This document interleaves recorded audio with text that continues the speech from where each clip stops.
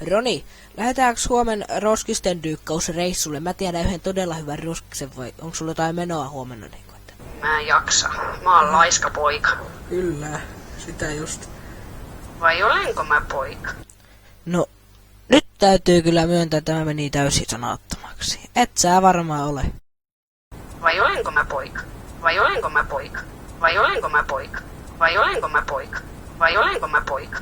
Vai olenko mä poika? Vai olenko mä poika? Vai olenko mä poika?